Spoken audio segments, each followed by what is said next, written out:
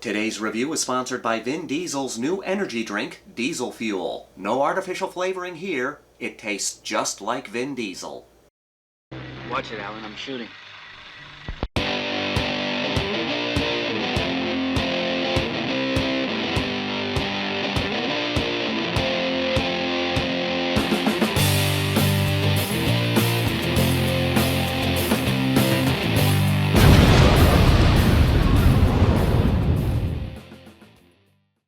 Across 110th Street.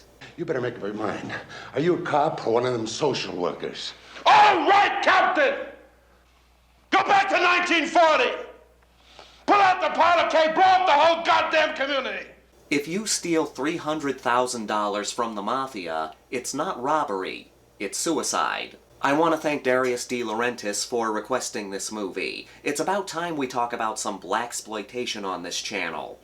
Well, kind of. Some folks consider this blaxploitation, other folks consider this movie just a crime thriller.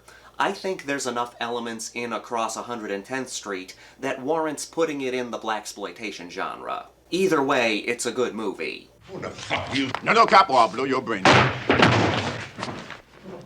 2 against 2. That's fair.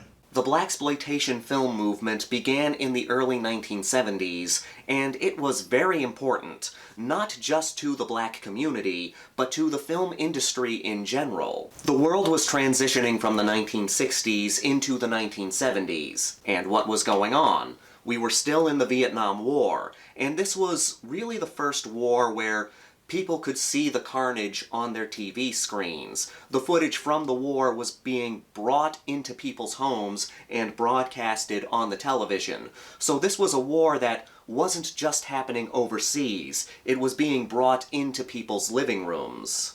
The enemy soldier who shot Jorgensen cannot be found. He may have survived or dragged himself off to die. Most of the time, you never really know. In addition to the Vietnam War, the Manson murders had just happened, we were still in the midst of the civil rights movement, and the film industry was failing. Movies weren't making as much money as they used to, and production companies were struggling. There was even talks of pawning off Judy Garland's ruby slippers to make money for the studios. That's how bad things had gotten. Then, the blaxploitation movement happened. It was a boom for mainstream movies, independent movies, Grindhouse movies, and of course, the black community. We would not have Jordan Peele, Denzel Washington, or Samuel L. Jackson without the blaxploitation movement. Me and you gonna tangle sooner or later.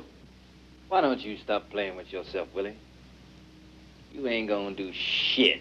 Movies like Sweet Sweetback's Badass Song and Shaft became so popular with the African American community, and the popularity started to spread outside of that community. I also have to mention Cotton Comes to Harlem, because that one came out before Sweet Sweetback, but it does not get the recognition of being the first blaxploitation film. But it was. You have to play with that thing. I'm insecure, Captain. They're big, they're cool, they're beautiful. The popularity of Sweet Sweetback and Shaft resulted in more blaxploitation movies being made, and then studios started to recognize this audience that they had been ignoring for so long. When Foxy Brown comes to town, all the brothers gather round, 'cause she can really shake 'em down. The blaxploitation movement helped open the doors for black filmmaking and low-budget filmmaking.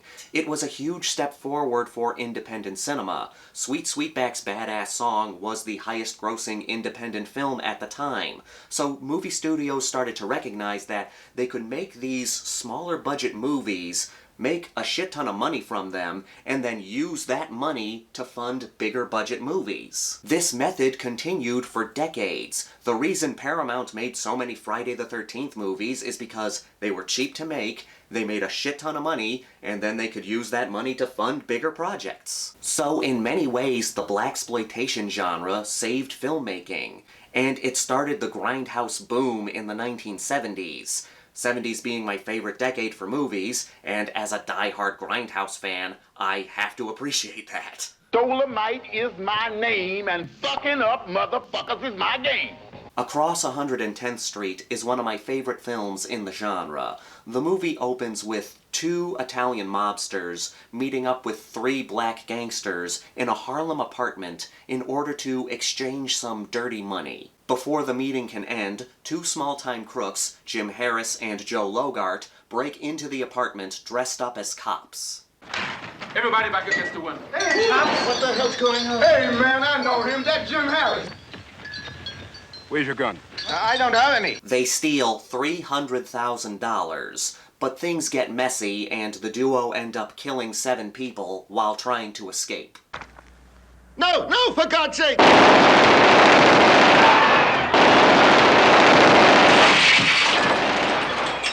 Two detectives are put on the case, Lieutenant Pope, played by Yaphet Kotto, and Captain Matelli, played by Anthony Quinn. Matelli is an older cop with a violent streak. His precinct is trying to force him into retirement, and Lieutenant Pope just so happens to be the rising guy in the force. These two deal with this drama while trying to find the crooks who stole from the mafia. Look, Jack, here in Harlem, he's gonna get the same flack I do. He's still a cop. That? So what the hell do you care? Look, is he gonna stop a race right because he's black? Where was he last year? I stopped it myself. Just me, Jack. Just me. Just politics, Frank. It doesn't have anything at all. Screw politics! So we're following 3 stories, Jim, Joe, and their getaway driver Henry trying to lay low after the robbery, the mafia trying to find them, and the cops trying to find them before the mob does. Across 110th Street doesn't really have a main character. Well, technically Pope and Matelli are the main characters, but we spend just as much time with Jim, Joe, and the gangsters. Officer Adams died instantly, multiple wounds, while Officer Hanratty passed away on the operating table early this evening. How about that? At the 84th A couple of idiots killed 2 more cops, and one of them is a brother. God Arriving at damn. the murder scene. These 3 stories are separate but connected.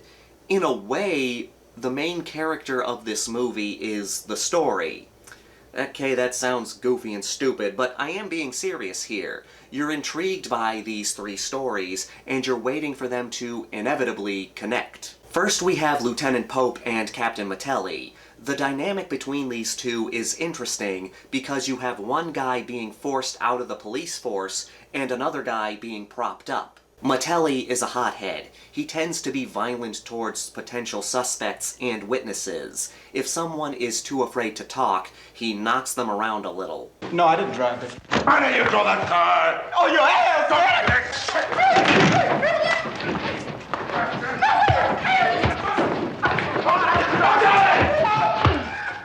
Matelli does have a bit of a prejudice, but at the same time, he wants to do right by all people regardless of their race.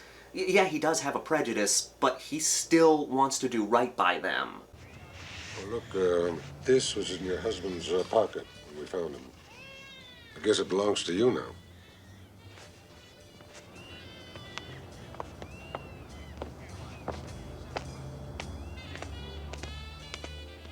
He and Pope have issues, one because Matelli does have a bit of a prejudice, and this black man is the one who's going to take his job once he retires. But at the same time, there's a respect there. They don't like each other, but they respect each other. Then you have Lieutenant Pope. He's the character who's between a rock and a hard place. He's a black man during a time when the civil rights movement was still in full swing, and he's a cop. So he's looked down on by white people, and the black community does not trust him because he is the man. So listen, you know where the NYPD garage is on Center Street? This is a $40 tow job. Man, I ain't gonna go on no $40 tow without a written paper from somebody in charge. It's a fascinating dynamic. The tension between Pope and Matelli is what makes this plotline so good. Then there's Jim, Joe, and Henry. Jim is the main character in this plotline. We're mostly following him. We understand why he chose to rob the mob. Hey, that rhymes. You'd have gotten a job sooner or later. Look at me, huh? Look at me! You're looking at a 42-year-old ex-con nigger with no schooling, no trade, and a medical problem.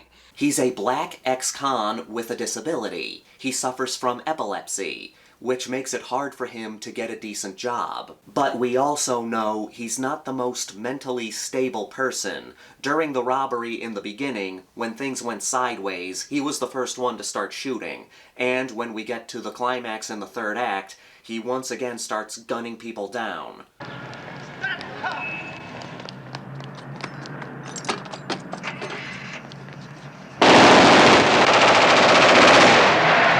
Joe is the one in the group who tries to stay calm and collected, but he knows that the mafia is getting closer to them.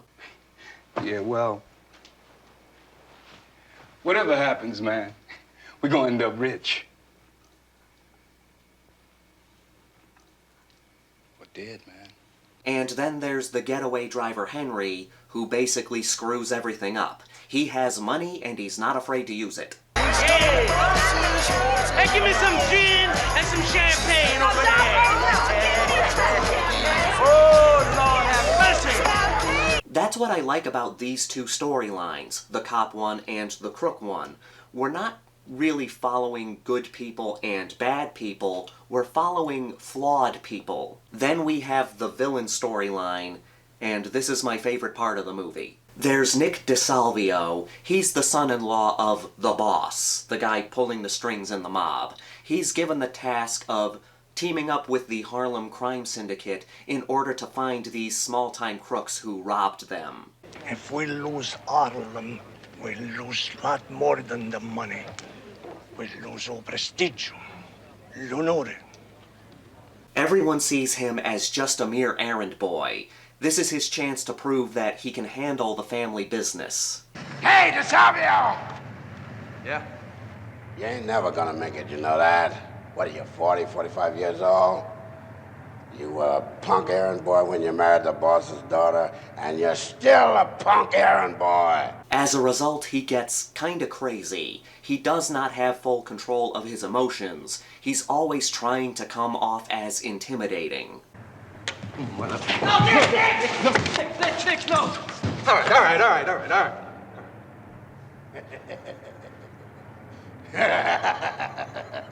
But my favorite character would have to be Chevy. We didn't hear or see anything. Cool it, Chisholm. That's a $100 bill, brother, and it'd be yours if you want it.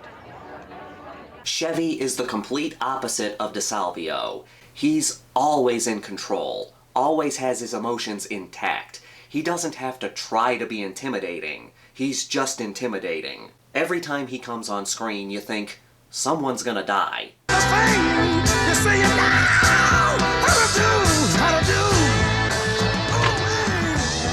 Name's Logart. Joe Logart. Across 110th Street is a damn good crime thriller and a good addition to the Blaxploitation genre. The characters are interesting, but I like how the movie's more about these three stories eventually coming together. I would highly recommend this one if you just want a solid 1970s crime thriller. And with that, let's get to the Grindhouse rankings. I'm a little shaky on the body count. I think it reaches 20, but it gets a little messy in the final act. The kills mostly consist of gunshots, but there's also a drop off a building and an off-screen crucifixion. I like how we follow three different stories. It makes it more thrilling when all three meet in the climax. I do like all the characters, but I honestly think the villains and the crooks are more interesting than the cops. There's good tension between Lieutenant Pope and Captain Matelli. I just like the other characters more. The pacing is good. It's not the most action-packed movie, but it is interesting, and the climax is thrilling. I don't have much else to say, it's just a solid crime thriller. I'm giving this a 4.5 out of 5, a must-watch for people curious about Blaxploitation movies. As always, I want to thank everyone for watching and supporting my channel. Please leave a comment down below. Let me know your favorite 1970s crime thriller. If you can't think of one, then just give me your favorite crime thriller in general. This is the Maniac, here to remind you that the Grindhouse will never die. The only mob you should steal from is a flash mob. Okay, yeah, that's a terrible joke, I apologize. I couldn't think of a better one for this video, but I will have a better joke in the next one. Are flash mobs still a thing?